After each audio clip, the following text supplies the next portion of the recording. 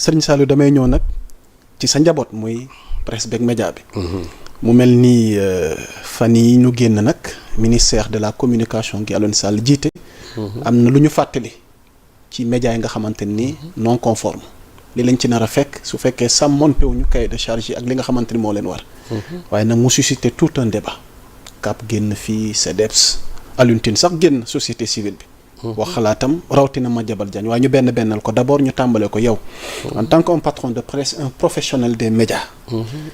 nga dégg ministre bi def une telle sortie ndax menace la ci liberté presse bi lan moo xew réellement lan mooy jubluwaayam parce que am na ñoo xam ne y a des non-dits non comprendre la démarche de notre ministère de tutelle.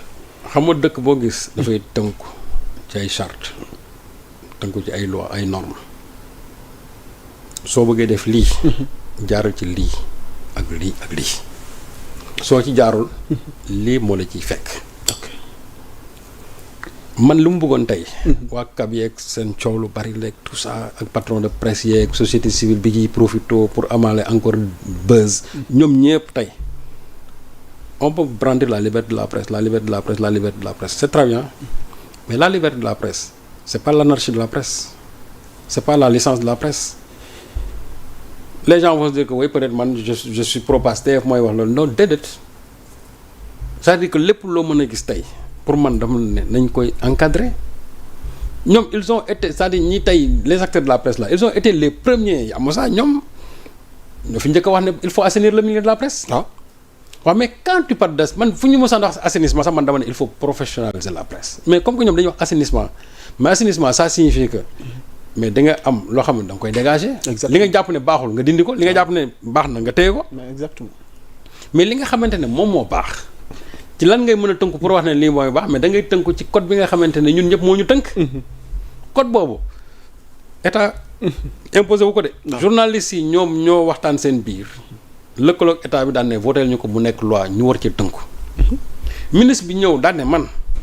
ci li ngeen xam ne yéen moom ngeen voté muy seen code de la presse dama ci bëgg a tënku pour assainissement boobu ngeen di wax ma jàppale leen ci mu woo ay ñoo xam ne ni ay pàcc yoo xam ne ni dañu bokk ci journalistes yi muy waa CORED muy ñi nga xam ñoo yore carte commission nationale de la carte de presse ñoom ñëpp ñu woo leen woo le ministre de la justice vraiment de façon inclusive wax leen sa démarche li mu bëgg ses objectifs ñoom ñu ànd ci ak ñoom ak moom toog wax ko presse bi ñu commencé liggéey bi def li ñu war a def mais dafa war a produire ay résultats. exactement léegi résultats yi nag buñ ko buñ ci egsee mooy dina am ñu ñuy téye dina am ñoo xam dañaan leen yéen dem leen ngeen defaraat seen toogaay te ministre bi nee na lépp lu muy def ko teg sur le code de la presse ministre bi imposé wul dara de man j'aurais bien aimé tey ñu attaquer ministre bi en disant que ministre bi li mu def tegewul ci yoon su boobaa ñu attaque ko devant les juridictions bu fekkente ne excès de pouvoir la nañ dem devant la cour suprême wala ñu dem feneen ñoom tam yoon lañ fi nekk su boobaa ministre bi duñ ko jox dëgg mais quand tu fais des conférences de presse à n'en plus finir oui ministre bi lii dara bi tayar nangam wax non parce que Madiambal li mu ci wax Serigne Saliou Madiambal Diagne qui a asséné ses vérités. Le combat contre la fermeture de certains médias au Sénégal ne doit pas être le combat des seuls journalistes et de la société civile. C'est un combat pour la préservation de la démocratie et doit donc engager tout acteur politique. Ah d'accord, mais léegi Madiambal moom c'est un politicien maintenant. Moom ce n'est plus un acteur des médias, c'est un acteur politique. Donc moom il raisonne en tant que politicien. Ce n'est plus le journaliste qui parle parce que moom nee na il n'est plus journaliste. Donc c'est le politicien qui parle. Donc il va appeler ses pairs politiciens à venir à ce combat-là. Ça peut se comprendre. Ouais, mais très bien. Mais moom su ko waxee loolu mais na war a reconnaître que ne est-ce que liberté de la presse bi dafay permettre ku mu neex def lu la neex wala ku mu neex doo def lu la neex tey fi ma doon ànd ak Madiambal Diagne dafa waroon taxaw mu ne ministre bi tënkuwoo ci benn loi pour def li nga def tënkuwoo ci benn loi c'est-à-dire yow yaa xëy def li la neex mais moom Madiambal Diagne son journal a été retenu du dëgg son journal a été retenu yow yaa Moussa quand tu ne reconnais pas la légalité ou bien la légitimité d'une mesure ou bien d'un combat man du ma ci bokk dëgg du yoon du ma mës a déposer. waaw ça serait paradoxal. waaw mais yow ministre bi li ngay def du yoon mais xaaral ma yow déposer looy déposer yow yaa ngi déposer ci loo xam ne yow jàpp nga ne du yoon nga ne da ngay déposer man kay li ma doon nangu mooy ministre bi yow li ngay def du dëgg du yoon man du ma mës a déposer su boobaa ñu ne kon kii kat il est dans sa logique moom jàpp na ne li ñuy def du yoon donc moom du déposer lu ko ci fekk mu jël te xam lu ci gën a garaaw mooy presse bi moo tax ma ne am na ci ñoo xam ne ils sont mauvais daf ci am ñoo xam ne dañoo toog wax seeni collègues ne leen bu leen déposer dara ba pare dem déposer.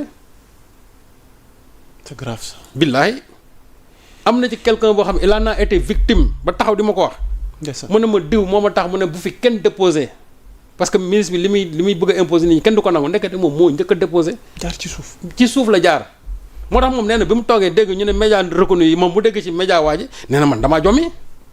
mu ne kii moo ne moom bul déposer ba pare dem déposer voilà la presse ña la koy wax dañuy jaar ci suuf te man gis naa tey ñoo xam ne dañoo toog biir kap ba pare di wax loolu alors que ñoom la ñuy def ci suuf duñ ko wax gis nga man. gis nga ce combat de la presse là. pour la liberté de la presse. ñun ñëpp daf ñoo soxal man j'ai toujours battu pour la liberté de la presse. léegi yokk ci bu Alioune Tine bi balaa ngay résumer. pour ñu terminer parce que Alioune Tine nee na ce n'est pas le ministre de l'autorité compétente pour apprécier être décidé. maanaam le ministre est juge et partie et se trouve dans un conflit d'intérêts. Ressortir maanaam et de la compétence des organes de régulation et des médias censés être neutres et impartiaux. La position d'Alioune Tine donc nga décortiquer na ko laata nga tënk la quelle attitude. moi c'est salutaire qu'il parle de la Cour suprême. waaw on a qu'à là-bas léegi nag su boobaa. décision bu fa tukkee. nañ ko respecter man loolu laa jàpp. dañu nekk ci réew moo xam ne dañu jàpp ne am na fi ay kuréel yuy mën a atte. ok ministre bi jàpp na ne ak ñi ma àndal ñoo am dëgg. parce que xam ministre bi aussi na nit ñi xam ne ministre bi ñam ko doon defal ay journalistes lañu ok waa CORED yi ña nga fa woon. mais CORED c'est pas du organe de régulation. exactement surtout ci wàllu éthique ak déontologie. carte nationale de la presse. ñoom du ña nga fa woon. waaw loolu fi ñooñu fu ñu leen di dugal. dëgg la de. moo tax ma ne ministre bi muy def il l'a fait de façon inclusive. ministre bi moom dafa jàpp ne am na liggéey bu ñu doon def ex nañ ci cëppaandaw gi il faut mettre en application ak nu mu mën a métti man xam nga tey lan laa doon xaar. waaw pour terminer Serigne Sall waaw qu'est-ce qu'il faut. ñu ne ministre bi comme que am na ay médias yoo xam ne ni kenn reconnaître leen. léegi li ñu war a def mooy. képp ku dem ba defaraat sa toogaay. mu wóor na léegi nekk nga une véritable entreprise de presse. te li ñuy wax yépp matale nga ko. su boobaa ñu dugal la parmi les médias conformes man de loolu gëm naa ko bu yaboon nag ñu dem ba 1000. mais l'essentiel képp koo xamante yaa ngi dugg ci rang yi. na nga sàmmante ak li nga xamante moom la comment dirais-je code de la presse wax. wante nag ba nga taxaw naan la liberté de la presse xuusmaa ñàpp bu jóg def lu ko neex. ku jóg def lu xam parce que des fois da nga naan dañ ko def parce que dañoo bëgg ñiy saaga yooyu mën na ko noonu saaga sax loolu moom procureur mën na régler problème bi. mais dañ ne bala ngay am entreprise de presse surtout ñun presse écrite bii. na nga am directeur de publication boo xam ne am na tant d'années d'expérience. rédacteur en chef boo xam ne am na tant d'années d'expérience. nga am au moins 3 ou 4 journalistes yoo xamante ni qui sont qualifiés et puis ba pare nga leen di fay salaire temps et temps. loolu soo ko matalee plus maintenant yeneen yi nga xam ne mooy ay dépôt légal ak yeneen yi ak fisc beeg quitus fiscal. mais tu peux être une véritable entreprise de presse te loolu man jàpp naa ne. ñun presse bi ñun ñoo ci bénéficier wu. parce que day permettre bu subaa ku am sa entreprise mu leer na ne kii ki ko diriger ku mature la ku responsable la te ña fay liggéey au moins kenn du leen exploiter dana leen fay lu normal.